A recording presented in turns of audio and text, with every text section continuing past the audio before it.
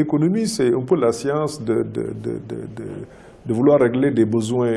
illimités par des moyens limités. C'est ça un peu une des définitions de la science économique. Et nous sommes dans un monde moderne où les populations demandent et continueront de demander, et c'est à juste titre, il appartient aux États de s'adapter. Nous travaillons à améliorer les conditions de vie des Sénégalais sous l'égide du président Macky Sall. Amadou Ba ou la longue marche, bon soldat des finances. 2017 a tiré sa révérence, laissant place à 2018. Dernier virage vers la présidentielle de 2019. Dakar Midi a décerné à l'argentier de l'État la palme de l'homme de l'année. Nous sommes précisément au fief du ministre Amadou Ba, dans cette grande et peuplée commune de Dakar. Là, sans l'imaginer, vous devez comprendre qu'en 2007, sa population était estimée à 143 967 habitants et devinez aisément pourquoi tout homme politique de ce pays aimerait en faire sa bastion. Mais pour le moment, il est sans conteste en train de devenir le centre de résistance inébranlable, la zone de prédilection d'Amadou Ba, tout-puissant ministre de l'économie, des finances et du plan qui a fini d'y installer ses bases politiques. Les témoignages sont donc unanimes. Ses sœurs comme ses voisines, bref, tous ceux qui l'ont vu grandir magnifient le sérieux d'Amadou Ba, son courage, son altruisme et son patriotisme débordant qui l'ont hissé au cime de l'État. nuyu naa leen sant naa leen gërëm naa leen dëgg la Amadou Ba boo koy seet boo ñëwee fi yegsi nga waaw muy nit nag koo xamee ne vraiment bu ñuy wax ci moom duñu pare waaw sunu frère la macha allah am na yar am na teggin yaru na yar gi moom boo koy wax doo ci pare ndax sama xam Amadou Ba du léegi dañoo màggandoo mais vraiment muy nit ku yaru muy nit ku am yërmande vraiment su may wax ci moom daal du ma pare. Mère Bal moo ñu njaboote. yaay Amadou Ba bëgg ñu loolu def ñu comme doomam téye ñu ba keroog yàlla yóbbu ko ba tey ñu continuer di dund ak ñoom loolu jàmm googu di sax presque léegi duñ ne ay jàmbur lañ ñun ci famille bi lañ bokk parce que ñun ak ñoom benn lañ. Amadou Ba moom su may wax ci moom du doy parce que ci famille bi yëpp laa mën a wax baax nañ yaatu nañ tabe nañ. dara man moom bu may wax ci moom duma doyal ndax Amadou Ba xoolatuma bëtu dëkkandoo dama xool bëtu ku mu bokkal ndey ak baay ndax tey su ma amee lu xonq sama bët damay ñëw ba ci moom wax ko ay waa këram ñu fajal ñu ko kon kooku dala boole ci boppam ku la boolewul ci boppam mënoo wax ci moom te man mën naa wax ci ñoom te am naa sañ-sañu wax ci ñoom moo tax ma am fitu taxaw di wax mais su du woon loolu duma mës am fitu wax. Chers internautes, vous l'avez vu de vous-même, mais ce n'est pas tout, car cet homme honorablement décrit n'a pas que de bonnes qualités humaines.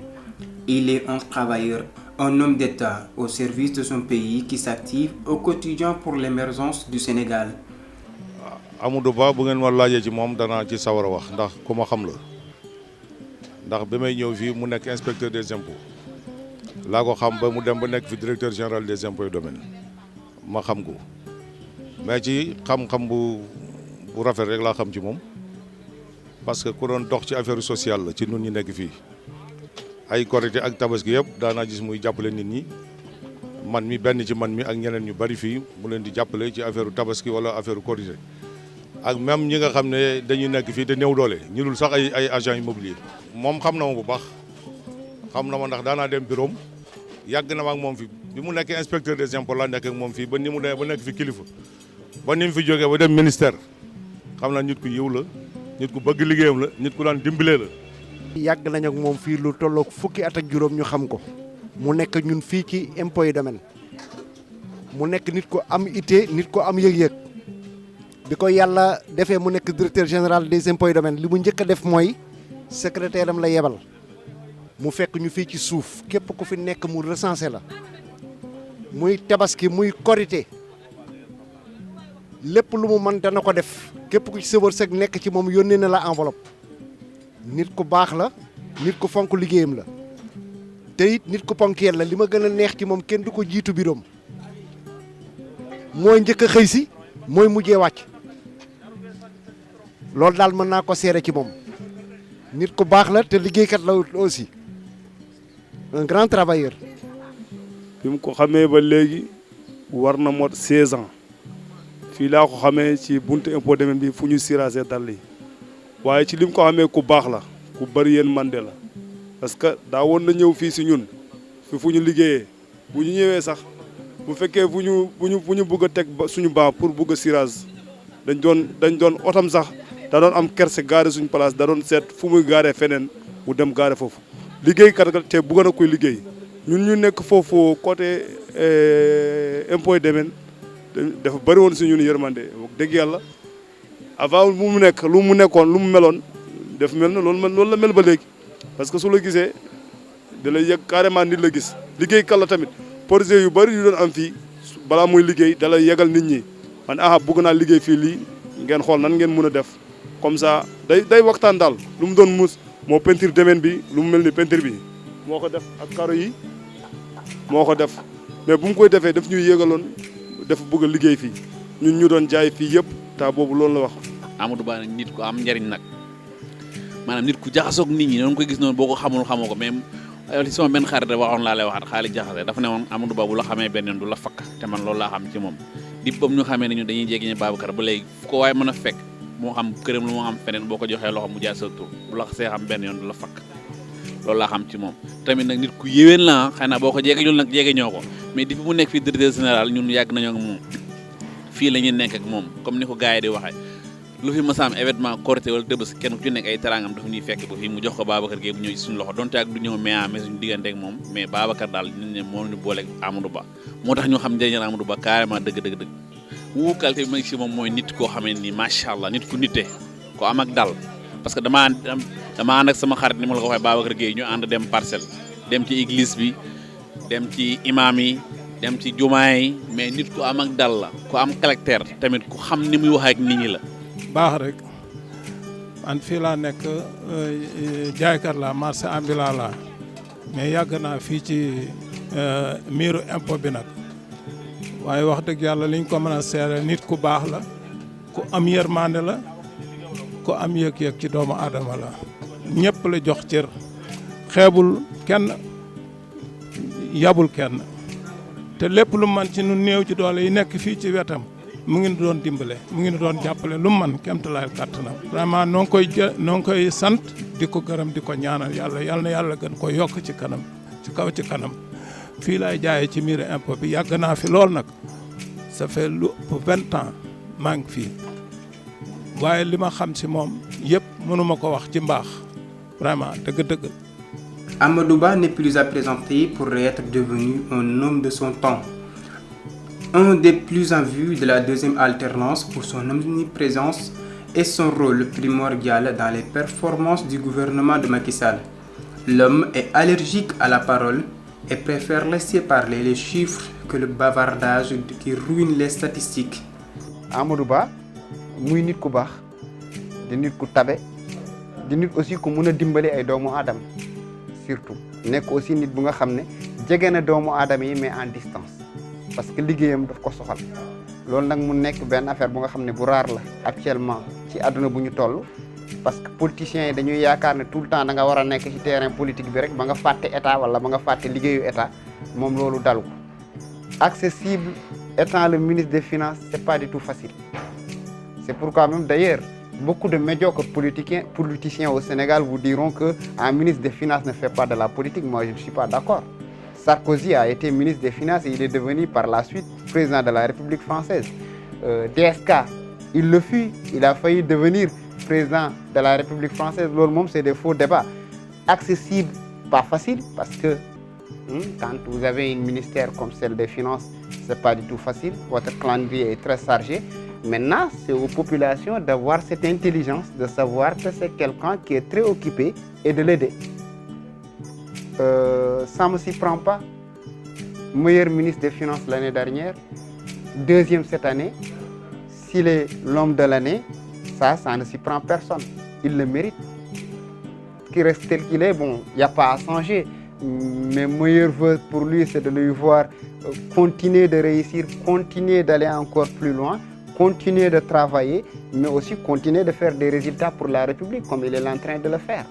Ça, c'est mes meilleurs vœux que j'ai pour lui, mais aussi en espérant un jour le voir plus loin que là où il est, parce que franchement, ça peut être une chance même pour le Sénégal. Si vous avez eu la chance de travailler avec lui, vous allez comprendre que c'est cette nouvelle génération de politique. Je dirais de politique, je ne dirais pas de politiciens, parce que quand on parle de politiciens, on parle d'autre chose. Mais cette nouvelle génération de politique qui donne des promesses et qui respecte ses promesses. En effet, le diagnostic des chiffres sur le tableau de bord de notre économie a révélé la bonne santé de nos finances. Cela veut dire autrement qu'assainir et être crédible sur les marchés internationaux, c'est ce que l'argentier du pays a réussi et continue de réussir. Ainsi, il construit avec rigueur l'avenir de ses enfants et rablaie les trous de difficultés, d'obstacles et des crises sociales pour qu'à l'horizon de 2035,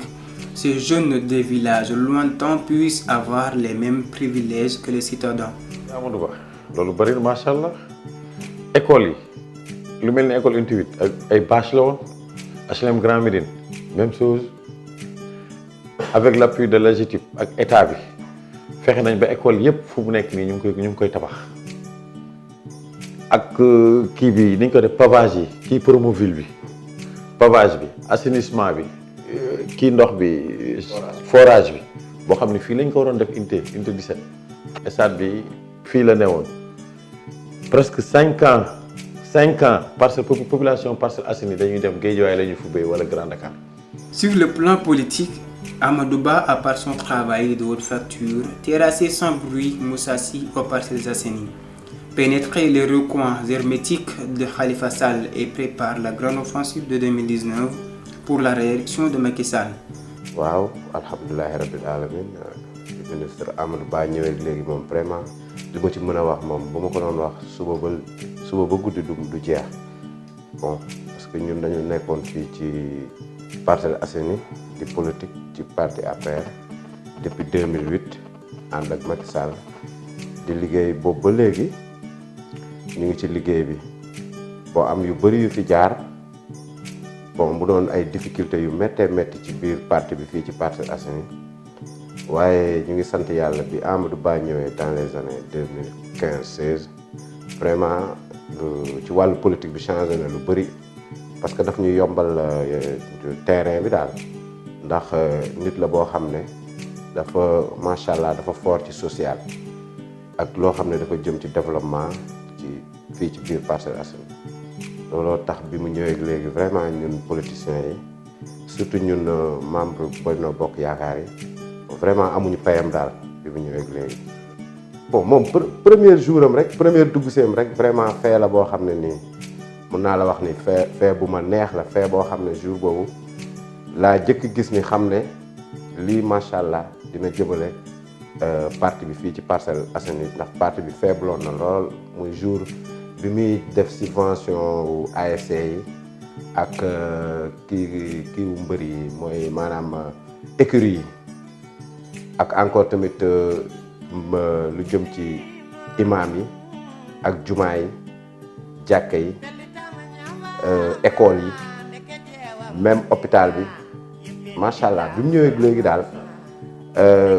ak tamit fii ñu toog nii muy la maison des Parcellois muy loo xam ne nii bon initiative bu am solo la daal vraiment parce que avant bon amoon nañu jafe-jafe loolu yëpp waaye moom bi mu ñëwee léegi daal macha allah daal vraiment dimbali nañu ñun politiciens yi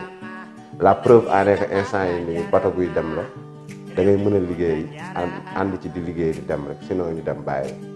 waaw Amadou Ba bi mu ñëwee léegi daal macha allah daal vraiment te ci li mu gën a concentré wu mooy li nit ñi gën a soxla muy lu jëm ci wàllu assainissement bi nii fi mu ne nii parcelle da nga daan toog hivernage bi ba ni at bi di dellu seewaat ndox day nekk surtout fii unité 7 bii sax ma dëkk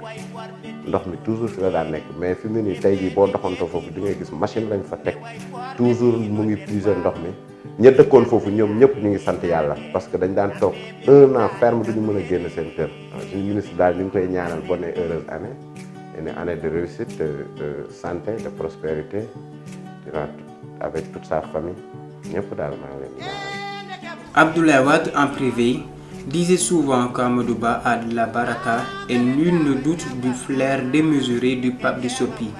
Il a transmis ce génie respectant toutes les normes qualités à Macky Sall et en des mots si révélateurs la capacité de l'actuel chef de l'État à matérialiser son projet pour un Sénégal meilleur. Eu égard à cela,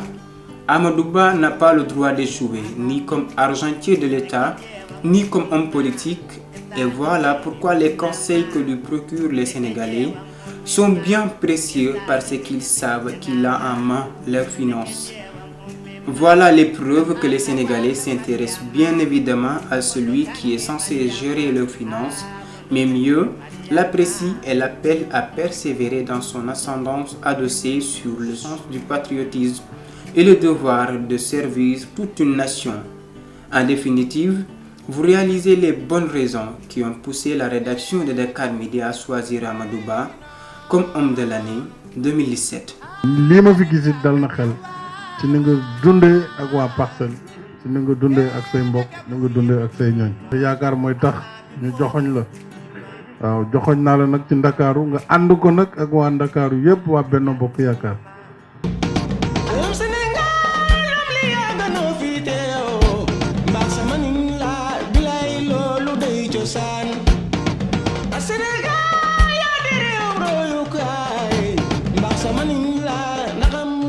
La richesse d'un pays réside dans sa diversité culturelle et dans la générosité de ses fils. Et c'est dans ce credo qu'Amadou Ba s'est glissé pour mieux arborer en profondeur le lien affectif qui le lie avec les Dakarois et au-delà avec tout un peuple. Un élan de solidarité salué et une foi en l'homme, quelle que soit son émanation, font de l'argentier de l'État un homme assidu dans le respect et le sérieux. En route pour 2019, nul geste, nulle parole, nulle attention ne saurait être épargnée pour la réélection du président Macky Sall. Puisse Dieu faire régner la paix dans notre pays. Vive le Sénégal!